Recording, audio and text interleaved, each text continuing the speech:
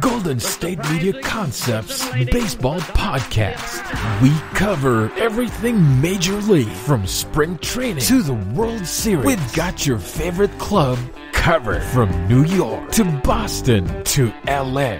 This is the Golden State Media Concepts Baseball Podcast.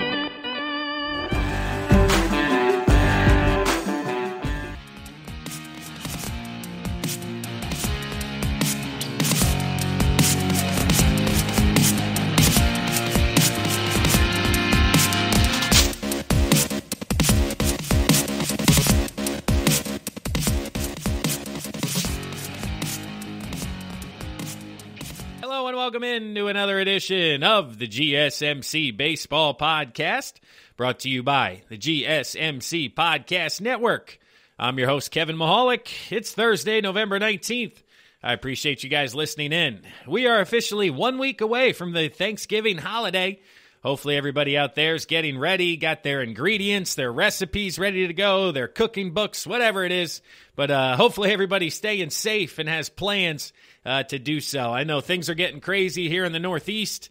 Coronavirus regulations or recommendations are popping up all over the place since we've now had an increase in cases, and the kids are now back to learning virtually, no longer in school. Daycares are still open. It's crazy here, and I know wherever you're listening, things continue to evolve, things continue to change almost on a day-to-day basis. So with the holiday coming up, please do your best to stay safe, stay healthy, while still getting together and enjoying yourselves and being thankful for everything that we have here in 2020. Even though it's been a tough year, I'm sure there's still a lot for you and I to be thankful for out there. So we got a great show lined up for you here today. Right at the top, we're going to talk Theo Epstein, the Chicago Cubs. What does this mean moving forward?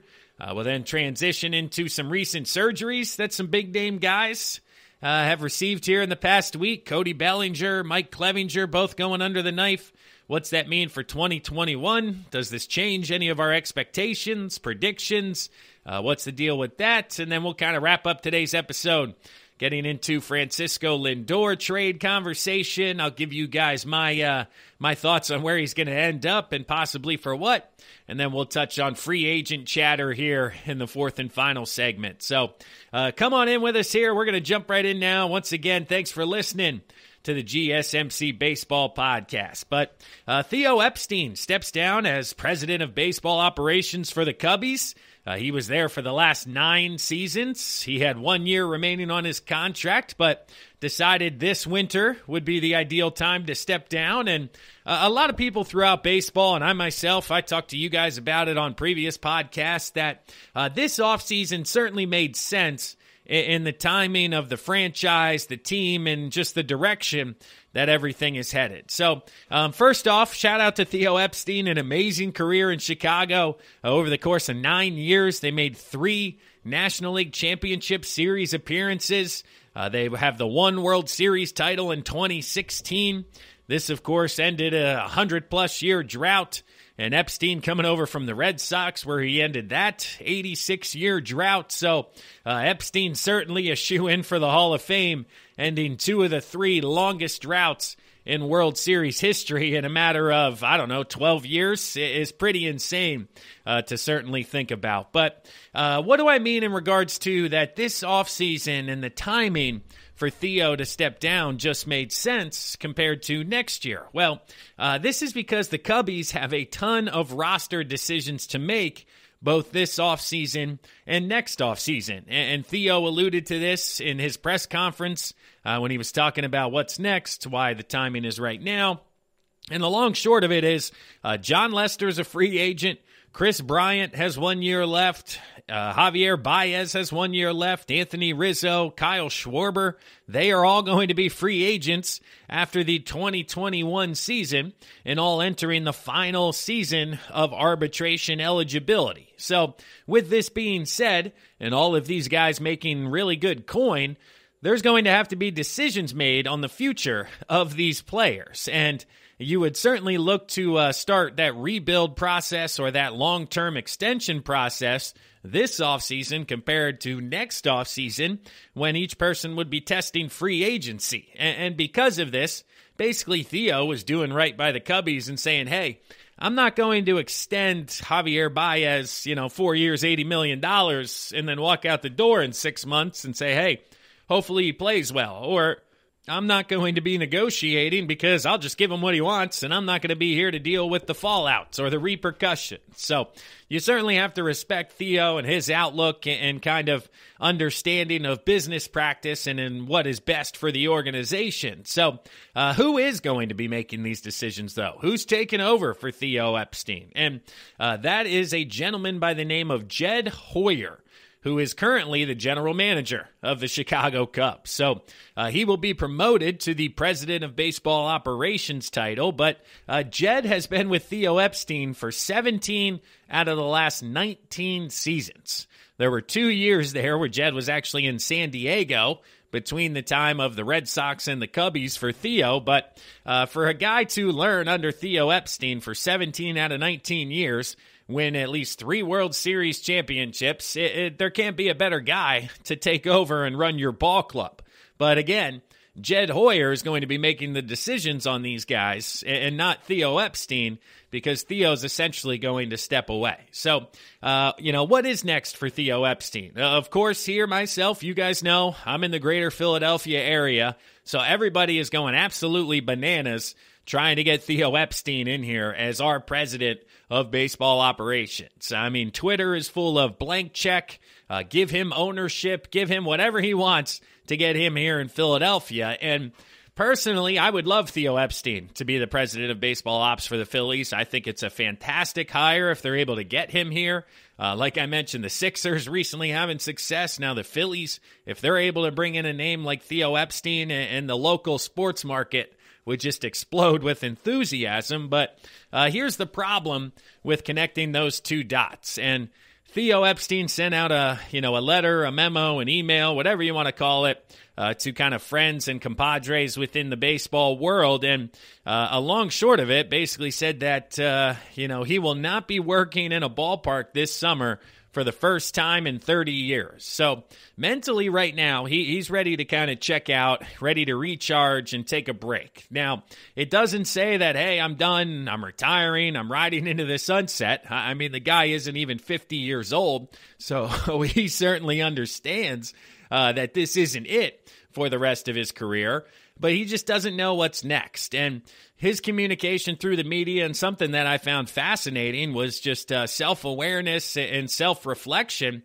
where he stated basically, let me see it here. I want to make sure I get the quote right for you. He spoke about how he is best at building, transforming, and then triumphing, and not so much at maintaining excellence or maintaining greatness. So, again, he's able to look in the mirror and kind of look at saying, hey, I like a rebuilding project, starting something from the ground up, more so than possibly coming into a LA Dodgers or New York Yankees, where the machine just kind of churns and you're not trying to take it off the tracks. You're just trying to keep it going as quickly as possible, as opposed to the two potential opportunities that we have right now, which are the Philadelphia Phillies and the New York Mets. So the fact that the Mets and the Phillies, where they are currently in their process of rebuilding, not only with the team on the field, but the minor league organizations, the minor league depth, the prospects, the draft prospects, how much they use analytics compared to old school scouting, where everybody falls on that pendulum, there's a lot to be recreated here with the Phillies and Mets. So I don't think Theo Epstein's going to jump into something next week. Of course, reports are in Philadelphia that they are going to reach out to him. They are going to see if he is interested. And if I'm Theo Epstein, I'm having a conversation. So that's where I think fans out there of the Mets, of the Phillies, if you see over the next week to 2 weeks that Theo is taking a meeting and he's talking with ownership, don't immediately assume that a contract is going to be had and a decision will be made, because I do think he is set in taking a summer off. You've seen it with coaches in the past. You've seen it with front office executives. They just need to recharge, kind of get away. And, you don't think about it right now, but still in the middle of a pandemic here. So for a gentleman and his family to completely uproot, move locations, kind of try to establish life in any sort of normalcy, just adds to the issues right now. I mean, we see it in football, free agents. Yes, that's not a problem because, again, that's only for a few weeks, a month, through the end of the year. This would obviously be a 5, 7, 9-year commitment type of move. And again, are you really going to have Theo be like, hey, guys, we're moving to Philadelphia right now when the kids can't be in school or, anything like that? So it'll be fascinating to kind of see how the health and safety affects potentially any move going forward. But the Phillies, they're in need of direction. They really don't, within the entire organization. They've recently transitioned from old school to new school, but how far do they flip going back and forth? And then the New York Mets, Steve Cohen, of course, new ownership, willing to spend top dollar, looking at top prospects. Does Theo go into the city of New York and try to compete with the Yankees and that market and that media group and that fan base with his new money that would be available to him? Or does he go to the Phillies? I don't see any of those happening this summer. What I think could happen this summer is he would get some sort of opportunity within the league office where he wouldn't have to go in every day. He wouldn't have to, be pressed, and just kind of an advisor type of person who would be involved with labor negotiations and the talks that will be taking place between now and the start of the 2021 season. I think Theo could be a great, mediator is probably the word to use there. Middleman, that type of thing. So that's another potential option for him. And then lastly, something that I've read or looked at here that, the more I thought about it is something that I think is going to happen. And this is where I'm putting my money. It's probably a long shot right now. But I think Theo Epstein's going to get involved in an expansion team. I think Major League Baseball, with the coronavirus, with the economic losses of the pandemic, is going to look to expand as soon as possible once a vaccine and any sort of normalization resets itself. And I think Theo Epstein basically leading the expansion team fits directly into his conversation about building, transforming, and triumphing. It also basically gives him no floor or no, hey, if you fail, you're a failure type of thing, and it's expansion team. I mean, if they do anything but fail, that's what people have expected. So potentially a team moving forward in the city of Nashville is where rumors are starting to happen, or out west, Portland, and, discussions there as well. So I think location will have a big to-do. But we've heard Dave Dombrowski could be involved in an expansion team, and Dave and Theo know each other well. So I think that there is an outside shot and more there, than meets the eye as Theo potentially going to an expansion team moving forward. But Jed Hoyer, like we said, he's got decisions to make with the Chicago Cubbies. This is why Theo stepped down at this time. John Lester, currently a free agent, and then the foursome of Bryant, Baez, Rizzo, and Schwarber, all in the last year of arbitration. All will be free agents after 2021. And then communication around the league is saying that Yu Darvish and Kyle Hendricks could be available via trade as well. So they are in full-blown rebuild mode. And the question is, how many of those 5 guys are back next year? And I do think John Lester returns. I think he gets a 2-year deal, maybe $25, $30 million, 10 to 15 a year. He's on the back 9 of his career, and I think he takes a paycheck with the team that he's been with just to continue marching forward. You then have Chris Bryant, who... he's one that I would look to get rid of, but you're going to be selling so low on his price based on his performance in 2020 and his past performances that, the conversation becomes, was it just a down year and he's going to bounce back, or is this the new trajectory and the new outlook for Chris Bryant moving forward? So if he bounces back as anywhere near the MVP that he was in the past, what you're going to get for him on the trade market isn't going to be worth that sort of value. But if this, 600 OPS is what you're looking at moving forward, you got to move on from this guy here sooner than later. The next one is Javier Baez. I don't think there's, a ton of chances that he moves this offseason. with the free agent market, Simmons, Gregorius, Simeon, a couple of other guys available.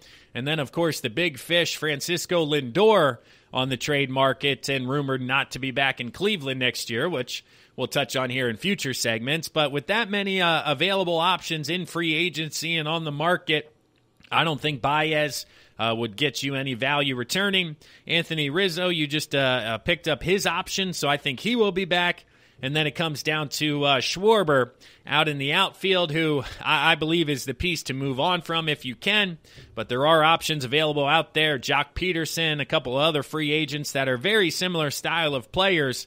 So again, I don't think the value for Schwarber will be extremely high. But I don't think you can bring everybody back out of the 7 names I mentioned. I think you got to make some sort of a move. Kyle Schwarber, to me, is the easy one to move on from. Next on the list would be Chris Bryant, and then really, I think Rizzo and Baez will be back no matter what in 2021. But those are decisions, those are trades that will be made by Jed Hoyer moving forward, and not 3-0 Epstein, as once again, he has decided to step down here as president of baseball operations for the Cubbies. So Phillies fans want him, Mets fans want him, but I think he ends up in the league office and then possibly with an expansion team in a year or two once we get on the other side of this. So hopefully it's the Phillies. Give him ownership stake. Give him anything he wants. That's me as a fan talking, but I just don't think it's going to happen here. So that'll wrap things up for the first segment of the GSMC Baseball Podcast, brought to you by the GSMC Podcast Network. We'll pause now for a word from one of our sponsors and one of our sister shows, but when we come back, we'll get into some injury conversation. Clevinger and Bellinger recently having surgery. Let's talk about it. We'll be right back. This is your ultimate stop for everything sports. The Golden State Media Concepts Sports Podcast. Should I say more? From the NFL, MLB, the NBA to MMA, it's all in here. The Golden State Media Concepts Sports Podcast. Listen now.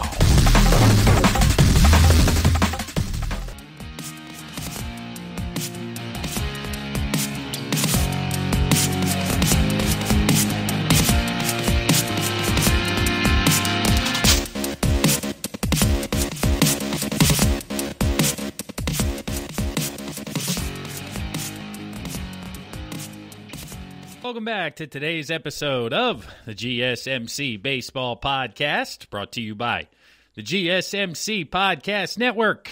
I'm your host, Kevin Mahalik. It's Thursday, November 19th. If you guys haven't done so yet, please check us out on social media. Head to Facebook, Instagram, Twitter. Check out both the GSMC Baseball Podcast as well as the GSMC Podcast Network. That goes a long way to helping us continue to grow, continue to expand, and bring you guys quality content day in and day out, as well as rate and review the podcast wherever you're listening to this. We really appreciate it. But jumping back in here, diving right into segment number 2, we're talking about the recent injuries that have taken place across Major League Baseball. A couple of big names have undergone surgery recently, and the first one to discuss, of course, is Mike Clevinger of the San Diego Padres. And it was announced on the same day that Clevinger agreed to a 2-year, $11.5 million contract with the San Diego Padres. And with that same announcement, they announced that he would miss the entire 2021 season due to Tommy John surgery. And let's see, Clevinger made $4.1 million this past year, or would have. Of course, it was prorated over the course of 60 games, but he had 2 years of arbitration remaining, and that's basically what the Padres bought out for a total of $11.5 million, which I think is kind of right on point with where he would have been this past year or this upcoming year.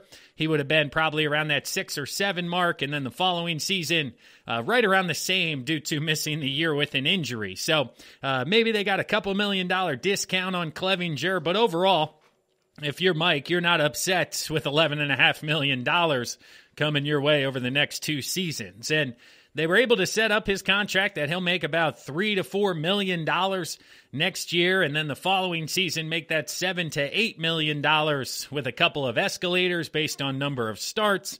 So this could very easily become a 2-year, $12 million agreement with Clevinger and the Padres. But this is the second time that Clevinger is going to be going under for Tommy John surgery. He missed all of 2012 back when he was in the minor leagues with this injury. So the second time it's happening for this individual, that's never a good sign.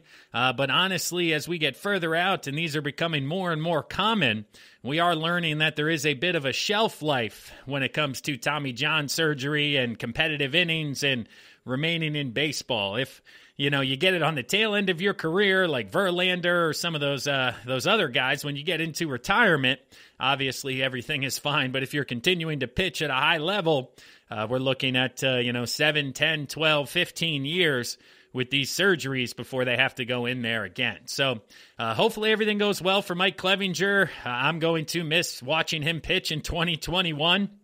The guy is full of energy out there. He's a ton of fun to watch, but unfortunately for Padres fans, they're going to be looking in a different direction for the top of their rotation next year. And, that parlays into kind of the follow-up conversation is, where do the Padres go from here? Of course, they made those deals at the deadline to try to make a push not only this past year, but into the next couple of seasons. But now with the loss of Clevinger, it has a hole at the top of their rotation. And, yes, they will have Dinelson Lamet, Zach Davies, and Chris Paddock as the 1, 2, 3 heading into 2021. And they do have a number of young arms within the organization already. They could look to start Mackenzie Gore, although he could use some seasoning potentially in the minor leagues. You have Ryan Weathers, Joey Lucchesi, Adrian Morjan, a couple other internal candidates that could potentially fill this role. But of course, Clevinger was looked at as potentially being the ace, being the number 1 or number 2 at the top of this rotation. And if you're going to fill that with a Weathers or a Gore, the drop there from a number 1 to a number 5 is certainly something that you were not anticipating as a Padres fan. So where does that leave you heading into free agency? Of course, the top arm on the market is Trevor Bauer. And I don't think with his price range and with the future outlook of the Padres that's an avenue that they're going to be involved in. I mean, we've all heard the names for Trevor Bauer. We'll get into that in our fourth and final segment a little bit more when we touch on free agency. But I don't see the Padres being in the Bauer sweepstakes. So the next tier that you're looking at is kind of that more, reasonably priced tier, such as a Taijuan Walker or a Jake Odorizzi or even a Mike Minor potentially coming off a down year, looking at that free agency pool at the top of the list. I could see them being in on the Walker sweepstakes, potentially an Odorizzi. I don't think they're going to go long-term once again with any of these contracts to, tie themselves into anything. But with that being said, when you look at the payroll for 2020, if it was a regular season, the opening day payroll was $151 million for the Padres. And as of right now, for 2021, they currently have $133 million portrayed to everybody on the team. So they have $18 million less tied up in contracts this year as opposed to last year. And, of course, quite a bit of room until the luxury tax, kicks in. So they do have money if they are looking to spend it, and if that's the avenue they look to go.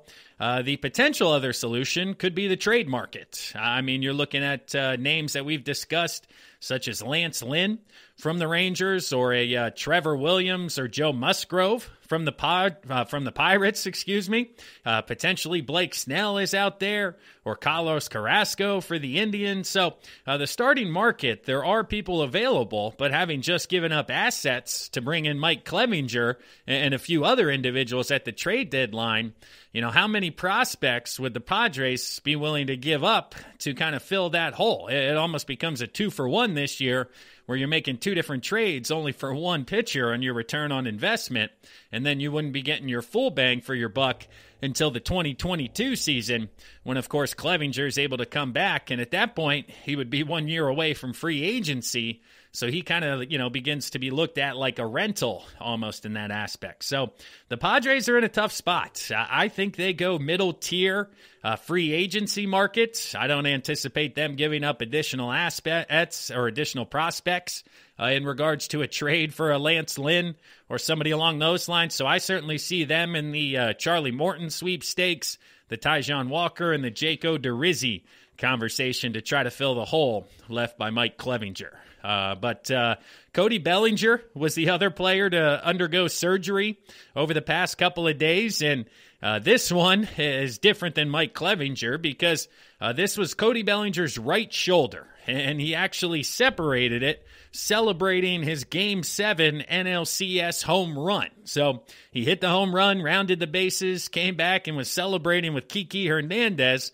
And they went for the forearm bash, and apparently Cody went a little too strong, and his shoulder popped out of place. So he underwent surgery over the past couple of days. He's looking at a 10-week rehab. So we're looking at 2 to 3 months here. And, of course, that aligns with spring training. An early word out of Dodgers camp is that they anticipate him being ready to go when it comes to spring training. So Bellinger, it is his non-throwing shoulder, so that is a positive if you are a Dodgers fan.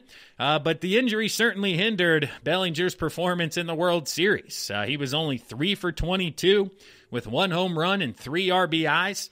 He had 4 RBIs in the divisional round. I believe it was 5 RBIs in the NLCS. So you saw his performance dip in the World Series, and the injury to his shoulder was certainly a big explanation as to why that took place. But no lingering concerns into 2021, so this is a bit of a different conversation than the one we had about Mike Clevinger. I don't anticipate any subsequent or follow-up moves in regards to reaction to this injury. I believe they just rehab him and try to get him healthy as possible to come back and be back to that MVP caliber that he was a couple of years ago. Because overall, 2020 was a bit of a down year for Cody Bellinger, so he will look to bounce back here very shortly. But Cody Bellinger's injury got me thinking, and just a bit of an outside-of-the-box couple of minutes here, wrapping up segment number 2.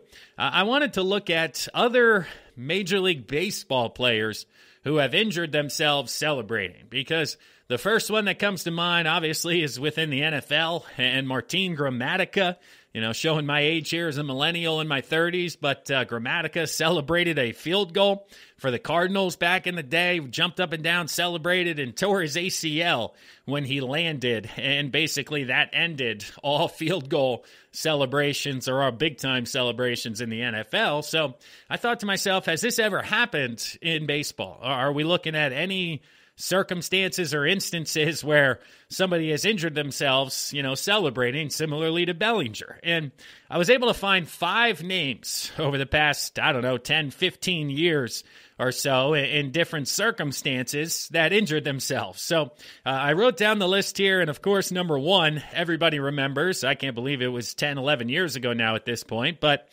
starting out at number 5, we have Ramon Ramirez. Not a lot of people remember this name with the New York Mets back in the day. He actually pulled a hamstring jumping out and celebrating from the dugout when Johan Santana threw the first no-hitter in Mets history. So this is actually a common theme here. It seems to be when pitchers throw a no-hitter, a perfect game, people jump out, sprint out of the dugout in celebration.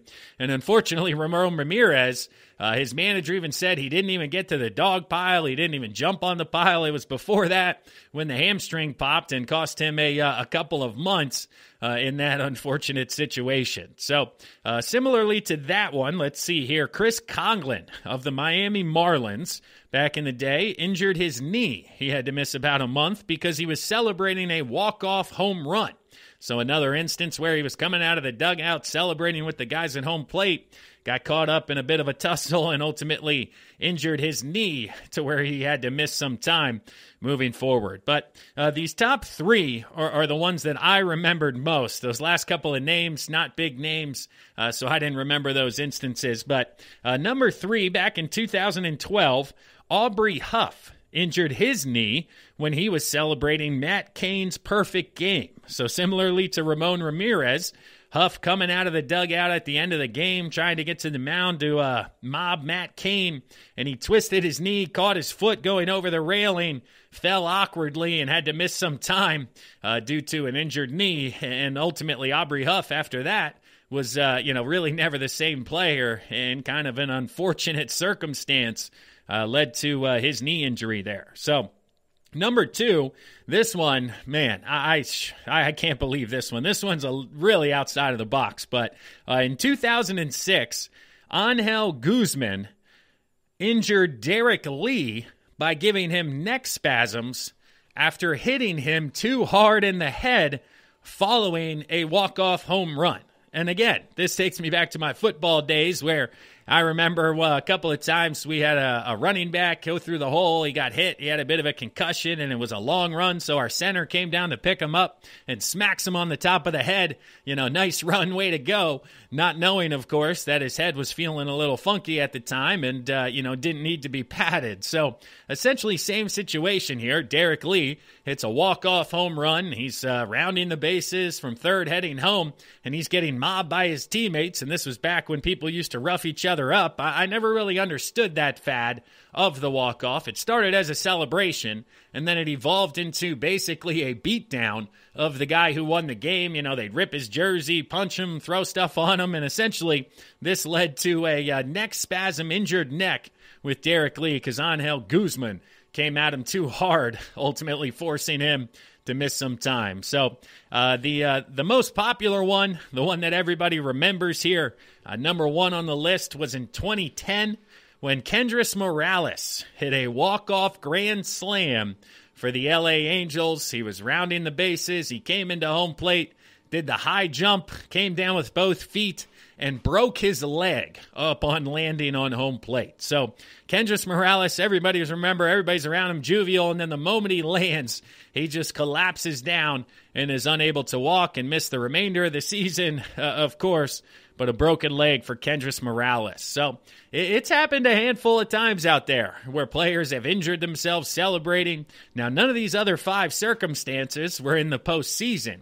This is the first time, I think, on record where we've had somebody injure themselves in the playoffs via the celebration. And like we said, Bellinger was able to remain for the World Series, but certainly did not perform up to the level of his satisfaction. So Bellinger wrapping this up here will be good to go for 2021. He'll be back for spring training, so nothing to worry about for you Dodgers fans out there. But conversely, the Padres, they take a big loss to the top of that rotation with the news of Mike Clevinger having to go undergo Tommy John surgery for the second time in 8 years here. So it'll be interesting to see how the Padres react, what their move is now here in free agency, or if they make a trade or even stand pat and go with some internal resources to fill that hole. But that'll do it here for the second segment of the GSMC Baseball Podcast, brought to you by the GSMC Podcast Network. When we come back after a word from one of our sponsors and one of our sister shows, I'll get into my Francisco Lindor conversation. A lot of different trade candidates out there. I'll talk about all of them with you guys, and ultimately where I think he ends up, here as of the week before Thanksgiving. So stick around, everyone. We'll be right back.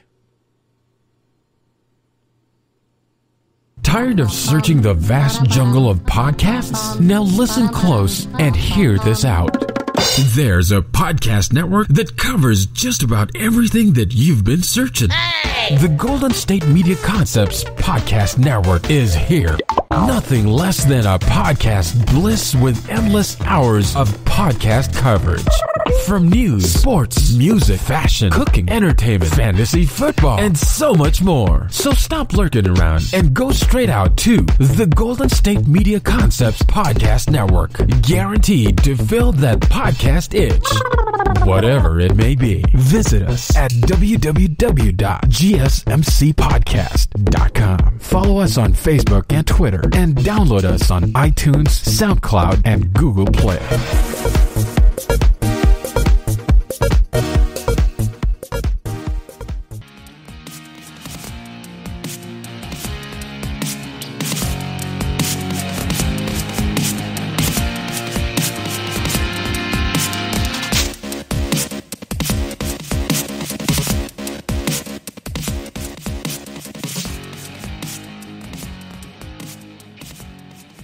Welcome in, and thanks for listening to the third segment of the GSMC Baseball Podcast, brought to you by the GSMC Podcast Network. I'm your host, Kevin Mahalik. Thanks for listening in.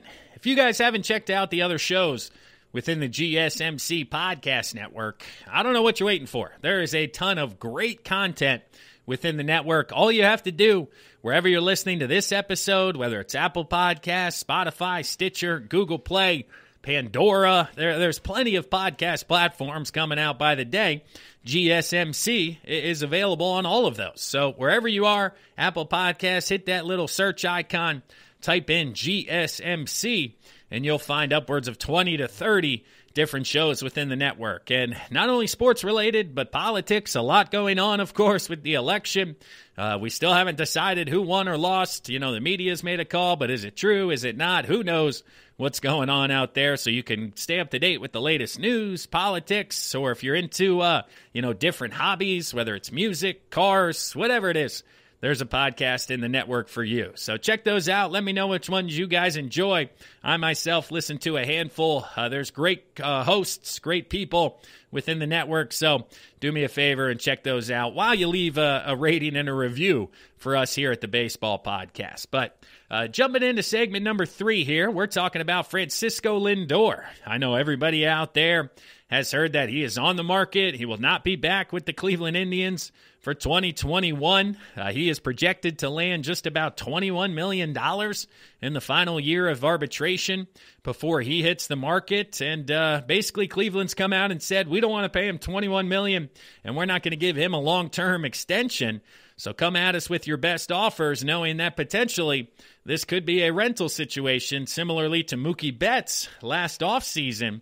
Essentially, or especially if Lindor doesn't end up in the market to which he is looking for. I know Betts being in L.A., that's obviously market 1A in Major League Baseball. So when you get traded there with the finances and the resources they have, you're looking to sign long-term. And that's something that I think Lindor will be looking at as well here with potential destinations. But we've heard upwards of 10 teams, across baseball here in regards to reaching out within the industry, who's hearing what's going on, and nobody really knows. I mean, of course, you hear the standard names, the big market teams, Yankees, Dodgers, Angels, Mets, Phillies, but then you have some people like the Reds or the Braves, even the Blue Jays being mentioned as a possible destination for Lindor. So I have about 8 or 9 teams here. I want to run down potential deals that could be offered for Lindor.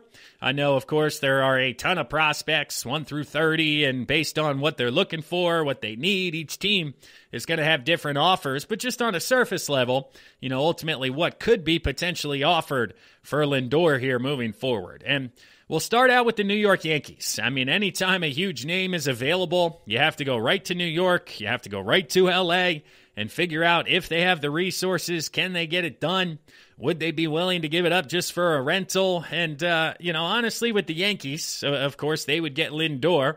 But you're looking at potentially giving up an outfielder. The Indians need somebody in the outfield to come in and play right away for them. So a lot of these deals are going to include a major league ready outfielder as well as a couple of prospects to kind of offset, now as well as the future for Cleveland. So from New York side of things, you're probably looking at moving Clint Frazier and then, heading into the prospects, Contreras, Peraza, a couple of other different options available out there as well. Maybe Miguel Andujar, Luis Gil, Albert Abreu are all names in the top prospect list that we've heard as potential suitors. I mean, Albert Abreu is the Yankees' 12th rated prospect. Right-handed pitcher Luis Gil is their 5th rated prospect. So you're probably looking at a couple of top 15 prospects internally, plus a major league ready contributor to start the conversation here with the Cleveland Indians. So the Yankees have the goods. It's just a matter of, ultimately who would make the move here. And if you're getting Frazier or Andujar, 2 of the biggest chips that the Yankees have, I think this is a conversation that ultimately could continue if you're a Yankees fan. So next up, we have the LA Dodgers. as a potential destination. And of course, depending on what LA is willing to give up, some people have them talking about Josiah Gray or Edwin Rios, potentially catcher Keibert Ruiz involved in the deal, and honestly, I don't know if that's going to get it done. I think you're looking at somebody like Dustin May at the top of that prospect list. Tony Gosselin. I think the Indians are going to have to get somebody who can come in and contribute right away this year, but obviously still be under, a solid contract or arbitration, because they're not going to look to pay somebody top dollar when they're giving up Lindor for the same reason. So I think you're looking at Dustin May, potentially Cody Thomas from the outfield prospects. Matt Beatty is a prospect. Gray and Rios would be prospects. So it's just a matter of how high on that prospect list LA is looking to go. And, if the Indians think that the likes of a Dustin May would be more of a return than an Andujar and a Clint Frazier from the New York Yankees side of things. So how high is LA willing to go? Because on the surface level of those two, I think the Yankees have a bit more depth and a few more candidates for the Indians to kind of go through when it comes to the prospect pool and what the team would be willing to give up. So the top two are obviously the Yankees and the Dodgers in the conversation, but then you get to kind of that next level. You're looking now in the Northeast here with the New York Mets and the Philadelphia Phillies. So both of these teams are potentially looking to make a big splash in free agency. JT Realmuto, George Springer, Trevor Bauer are all, linked to these squads moving forward. So, of course, you have to throw Francisco Lindor into that conversation. And again, it's just a matter of what could potentially be offered, And from a New York Mets perspective, I think you'd start with, outfield first baseman Dominic Smith. Once again, the Indians looking for people ready to contribute right now, and Dominic Smith, coming off a very nice 2020 season, would come in and fit that mold right away. Then you get into the prospect mold, potentially shortstop Ahmed Rosario, relief pitcher Franklin Colomb. You're also looking at a shortstop Andres Jimenez, and then you get into recent draft picks. I mean, this past first rounder, Pete Crow Armstrong, a top outfield high school pick. He slots in as the Mets' number 5 pick. So if you're going with Armstrong, you could probably keep Dominic Smith out of the trade concept, or a Riley Gilliam, who's the 25th best prospect as a relief pitcher. So you're going to have to give up either a Dominic Smith or a Jeff McNeil, plus some top-end talent. And with Crow Armstrong being so far away from big league contributions, you could potentially see a few other names involved. And when you get to that top prospect level, you start to get into, 4, 5, 6 player deals, as opposed to a 1 for 2 or 1 for 3 type of deal. You get into that 2 for 4 style of action moving forward. But let's see. When you're looking at the Philadelphia Phillies, a lot of people in Philadelphia are clamoring for them to put together a nice offer for Francisco Lindor. Shortstop is a position of need for the Phillies, pairing Lindor with Bryce Harper alongside the top end of the rotation with Nola, Wheeler, Howard, and that's where the conversation starts, right? Because are the Phillies willing to include somebody like Alec Bohm or Spencer Howard in the conversation? And Alec Bohm is a non-starter, a no-go. He's the third baseman, first baseman of the future for the Phillies. But potentially right-hander Spencer Howard, who is the 28th overall prospect in baseball, and certainly the Phillies' number 1 or number 2, would be of interest for Cleveland. And having recently traded Clevinger, they traded Bauer 2 years ago. They're certainly looking to add people into that rotation and that pitching staff moving forward. But again, the Phillies really don't have any, big league level arms. So potentially you could throw in the likes of, Roman Quinn out in center field, somebody who could come in and play right away. Adam Hazley, recently a top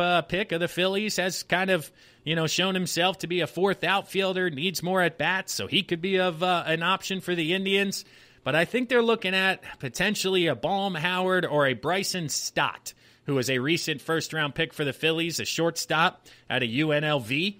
He's Major League Baseball's 82 overall prospect, so he's a top 5 Phillies prospect for sure.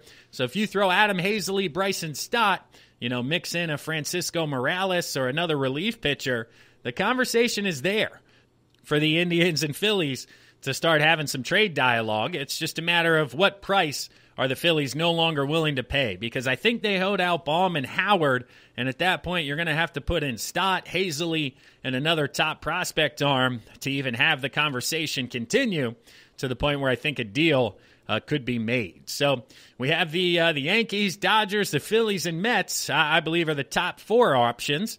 But now you're starting to look into that second tier. And a name we always hear, or people in the market love to hear, is the Cincinnati Reds. People are saying that Lindor could stay in state, probably wouldn't even have to trade, or change his driver's license if that were the option. So what could the Reds give up in a potential deal? I mean, again, infielder, outfielder Nick Senzel, a recent first-round pick. The Indians would love somebody like that.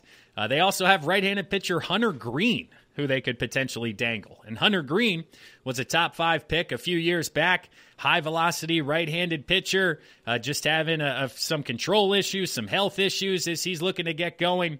But again, Green was number 2 overall. He's had Tommy John already in his big league career, and Senzel's a top 10 prospect. So those two right there is where the conversation starts, and those two would be better than anybody else I've read in regards to a prospect combination. So Senzel, I think, would have to go. If you could potentially get Hunter Green, if you're not willing to give up Hunter Green, if you're the Reds, you're looking at shortstop Jose Garcia to fill the shortstop void. He's the 6th-rated prospect for the Reds. Or outfielder Austin Hendrick, who's a top prospect on Major League Baseball's pool. And it could get interesting from there. So if the Reds throw in Hunter Green, I think that could make them the team to beat, along with a Nick Senzel. It's just a matter of if they'd be willing to put in all of that prospect, ROI, and if that's what they're looking for here moving forward. That would be certainly very, very interesting. So another team we're hearing is the LA Angels. The other team out in LA could put together an offer. This one I'm not sure is of the level of everybody else we've discussed. They don't really have the depth in the prospect pool, but they're certainly looking to go for it here. So I believe they could be an option. I mean, Brandon Marsh, Jeremiah Jackson would have to be at the top of the list, followed by pitchers Garrett Stallings as an option for them to fill out that bullpen there in Cleveland. So the Angels, I don't think, have the ammunition to be able to hang with the big boys here when it comes to potential offers. And then a few outside candidates, 3 of them here that I've heard, but haven't really, looked into exactly what they'd have to give up. But the Blue Jays potentially could be a suitor, looking to get that super infield there with the other prospects, Bichette, Vlad Jr., and everybody. So they'd have to give up probably Gurriel out in the outfield once again. And then you're looking at Alejandro Kirk behind the dish, their number 6-rated prospect. Kevin Smith potentially up for a deal, but I don't think that would be enough to sway the Indians to trade him just across the river there and keep him in state. Another team is the St. Louis Cardinals. The Cardinals are certainly going to be in on the conversation. They would have to give up, Tommy Edman, infielder, outfielder, big league level, Harrison Bader. And then you get to their prospects, Johan Odavio, or potentially Angel Rondon.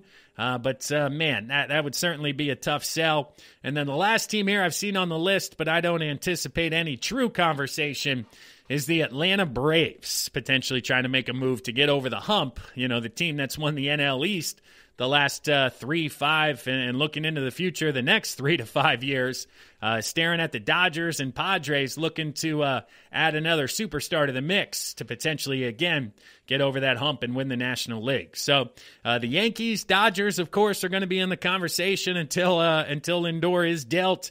But I do like the Mets and Phillies. I believe they have the most ambition to possibly get a deal done. But I do see the Cincinnati Reds as having the most ammunition and the most willingness to part with their prospects and potentially getting a deal. So I would look at the Reds as getting value out there on the gambling market for the trade market, but ultimately I think that the New York Mets should be the leader in the clubhouse everything that Steve Cohen has been communicating, everything that he's been saying is that he's going to spend money. He's going to be pushing the envelope. And in an offseason where everybody's looking at economic pushback, trying to cut pennies wherever they can, to have an owner come in and essentially say the opposite, hey, we're going to spend, we're going to go for it. I love this team. I love this city. You have to put them in the driver's seat for any of these big-time free agents and trade pieces. So that's a good transition here. This is where we'll pause, wrap it up segment number 3, because we're going to get into the latest free agency signings and then conversation around the big boys, if there's any updates, news, notes, and what's happening around the league. So we'll step aside here one last time for a word from one of our sponsors and one of our sister shows. But when we come back, we'll wrap things up today talking about MLB free agency, who has signed already and who's going to go where. Stick around, everyone. We'll be right back. Want to know the latest in soccer? Then listen to the Golden State Media Concepts Soccer Podcast. From MLS, the World Cup, and the Premier League, we've got you covered. The latest updates, the hottest matches, and news on the league's top players. It's the Golden State Media Concepts Soccer Podcast. David Beckham scores the goal to take England all the way to the World Cup finals. Listen now.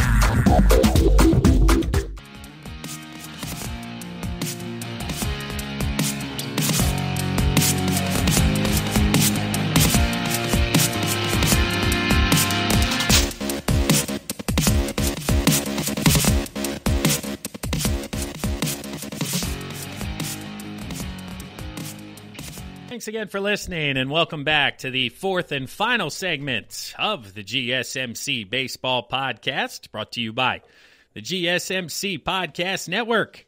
We've had a great show for you today. Started out talking about Theo Epstein, what's next for him after his decision to step down from the Chicago Cubs president of baseball operations. He had a solid 9-year run with Chicago, 3 trips to the NLCS, and, of course, ending that drought in 2016. So Jed Hoyer takes over for him. He'll have some big decisions to make. Chris Bryant, Javier Baez, Anthony Rizzo, and Schwarber all up here for arbitration/free agency in a year. What do they do with those guys? And then what's next for Theo? Who knows? I think he ends up in the league office and then with an expansion team in the next couple of years, thinking outside the box. But we then talked about Mike Clevinger and Cody Bellinger, the latest on their injury and surgery, with Clevinger having to undergo Tommy John and miss the 2021 season. And then just last segment, I talked to you guys about potential trade candidates for Francisco Lindor, what the teams would have to give up, and ultimately where they end up. And that brings us here to the fourth and final segment, where we're talking about free agency. A couple of guys have signed, not too many out there, and none of the big fish, but I did want to keep you guys updated on everything that's going on. And it looks like there have been about 10 players who have signed contracts for the 2021 season already, starting out with Kevin Gausman and Marcus Stroman, who accepted their 1-year, $18.9 million qualifying offer, like we talked about last episode, so those guys are locked in here. But a handful of others have signed. The Mariners re-signed starting pitcher Kendall Graveman for a 1-year, $1.25 million deal, so he'll be back with the Mariners next year as well. Josh Harrison re-signed as a second baseman with the Nationals. He signed on a 1-year, $1 million deal. Harrison, who was with the Phillies in previous years, has now latched on with the Nationals and is looking to get one more year in Washington moving forward. You have Jose Peraza, who signed a minor league deal with the Mets after his time in Boston. Robbie Ray signed a deal to return to the Blue Jays after he was traded to Toronto. He signed a 1-year, $8 million deal, so he'll be back in Toronto next year in their rotation. Malik Smith, he signed a minor league deal with the New York Mets. A speedy center fielder, recently of the Seattle Mariners, will now be with the Mets next season on a minor league deal, and will look to make that team. And then the last couple of signings, the Atlanta Braves re-signed Josh Tomlin, a relief pitcher, to a 1-year, $1 million deal. And then they were busy adding a veteran to the rotation with Cole Hamels no longer under contract. And he battled a bunch of injuries last year as a left-handed veteran in the rotation. Well, Atlanta clearly thought that they needed that same type of ingredient. They went out and signed Drew Smyly, formerly of the San Francisco Giants. He was with the Philadelphia Phillies the year prior to that, but he signed a one-year, $11 million deal with the Atlanta Braves. And this surprised me, this number of $11 million, because everything we've heard from the market is that the top-end talent is going to get their money, but that second-tier, mid-level, low-level free agent isn't going to see the dollars that they have seen in the past. Well, I would have put Drew Smyly firmly in that category. I would have put him as somebody getting $2, $3, $4 million as a fill-in to the rotation after the rest of free agency kind of filters itself out. And, man, $11 million. I know it's 1 year in Atlanta. They really want that left-handed veteran pitcher in the rotation to help out with these kids. But 15 years for Cole Hamels, or $15 million for 1 year at Cole Hamels last year, and now Drew Smyly for 1 year. I just think that is a stretch for Atlanta. Now, it's a 1 year contract, so no harm, no foul. No, they're not tied into anything in the future. But again, $11 million for Drew Smyly. If you're currently sitting on the free agent market as a player, you're certainly using that contract as leverage for yourself and what you're looking for here in the market moving forward. And let's talk about the top free agents now, wrapping things up here the final 10 minutes or so. There's a lot of mid-level tier free agents, and I don't want to, kind of project or predict what they would get, because based off of, like I just said, Drew Smyly, I'm going to be way off on those types of predictions or conversations. So let's jump into kind of like the top 10 guys here, going down the list in any order, really. I mean, you guys know the top 5 or so out there, and then after that, it's certainly up for debate or conversation into which direction you're looking to go. But the top guy on the list, we'll start out on the mound, Trevor Bauer. Everybody knows the Cy Young Award winner, 1.73 ERA this year. He only allowed 5.1 hits per 9. That was best in the major leagues as well. So is he going to sign a 1-year deal and try to get paid next year when the pandemic, rights itself and the money seems to be back where it is? But, honestly, based on his age, I think he's looking at that kind of bridge deal. I don't see the $5 million the 5-year Yu Darvish or 5-year Tanaka deal that pitchers have been signing here over the past couple of years. I certainly don't see the Garrett Cole 7-year deal, but I do see kind of that Jake Arrieta 3-year contract conversation certainly being had. And when you're looking at value, it's anywhere from $25 to $30 million a year, getting up to possibly 35 here over the next couple of years. So, where does Bauer put himself? I think he's certainly looking at trying to get $100 million. But if you look at that 3-year pact, that's really on the high end of what you're looking at getting. I think you're going to look right around 3 years, $90 million, potentially a 4th-year option. Gets him up to, 115, 120, 4 times 30 type of conversation. Start him out at, go 25, 30, 35. And that's where you're looking at $90 million over the course of 3 years. Now, who's going to give him that type of money? I don't believe it'll be the Phillies. I know the Dodgers and, again, the Yankees. All the top guys will be in the conversation. But, again, based on everything we're hearing, based on everything I'm reading, I think the New York Mets are going to be at the top of the list, because even after Marcus Stroman accepts his qualifying offer, that's only a 1-year commitment.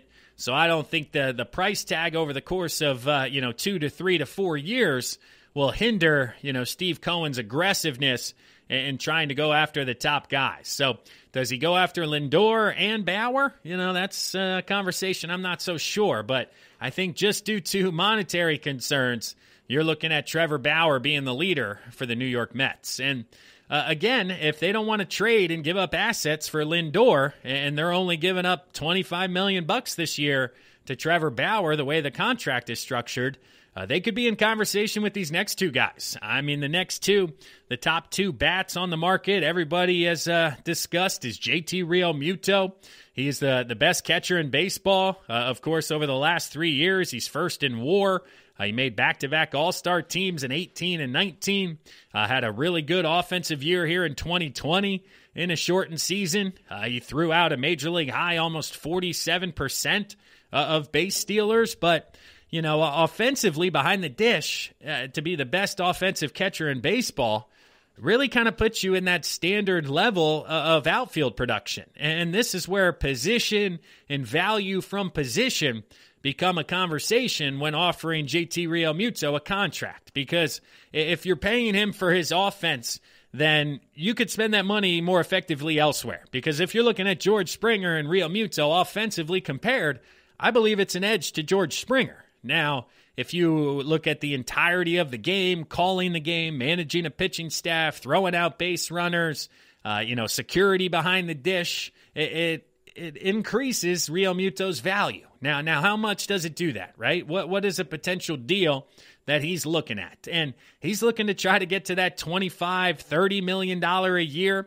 Let's see, $23 million per year was the salary held by Joe Mauer. So if he could get upwards of 25 a year, I believe Realmuto would jump on that to, set the record for catching positions contracts. And if you're looking at 25 a year, the conversation then becomes 4, 5, or 6 years. And this is where the bidding war may start, because I think you're going to have multiple teams in for JT Realmuto at 4 years and $100 million.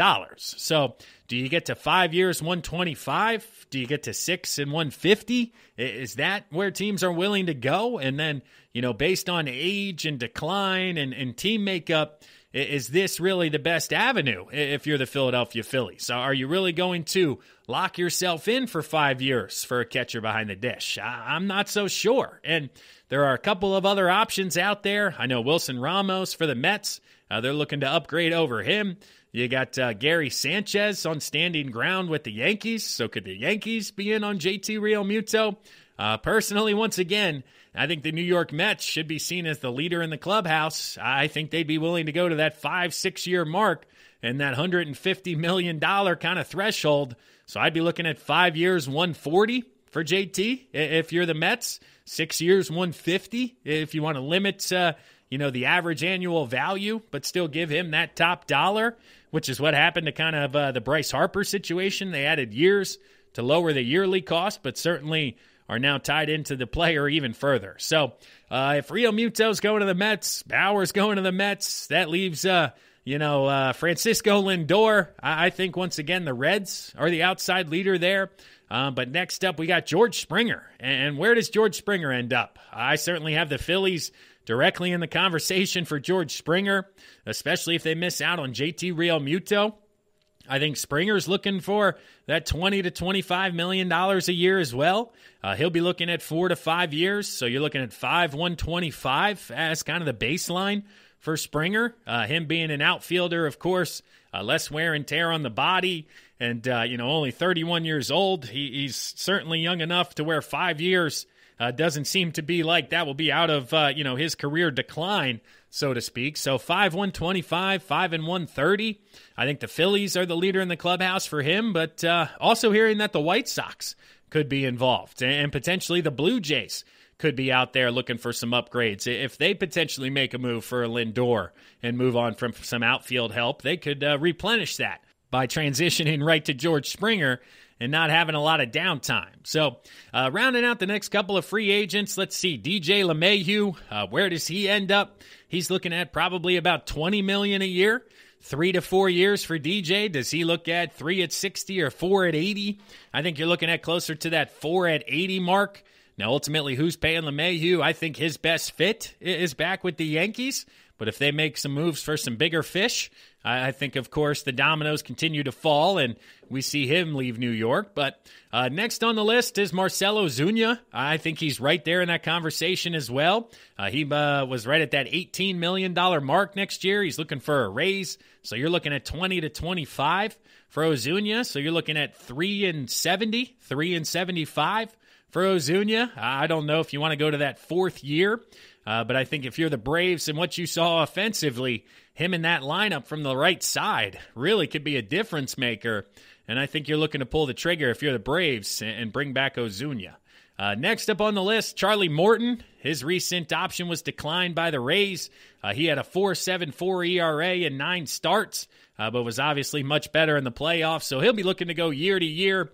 Let's see, the Rays are rumored to be offering 8 to 12, down from that 15, but I think he could get 15 to 20 from a lot of different contenders out there on the market. So I think the Phillies would be interested, the Yankees, the Dodgers, like I said, the Rays trying to bring him back, the Cardinals, anybody who's in playoff consideration, looking to add a veteran with the playoff pedigree of Charlie Martin is certainly going to be in conversation here. So rounding things out, Nelson Cruz, looks like he'll be back with Minnesota.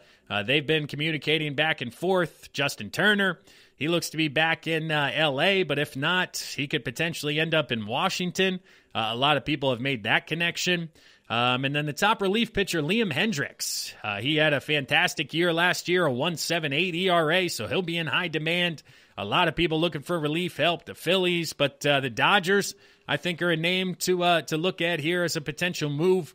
I don't think they make any huge choices this offseason, so bringing him in on a short-term deal I think could work. But lastly, we have Hung-Son Kim, who's coming over from Korea. He's 25 years old. He's been with the Kiwoom Heroes. He's hit .294 over the last 7 years, 133 homers, 134 steals. So does a little bit of everything offensively, speed, power. And, it is a heavy shortstop market here for free agency, but adding Kim to the mix, he's looking at possibly getting, $8-10 million plus a posting fee. So 4 years, $45 million, 4 years, $40 million for Kim. And a lot of those guys tend to end up on the West Coast. So let's go, Seattle, L.A., San Francisco.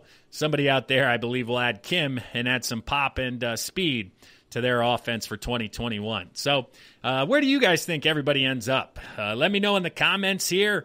Leave while you're rating and reviewing the podcast. Put your thoughts. Where's LeMahieu go? Bauer, Rio Muto, all those guys.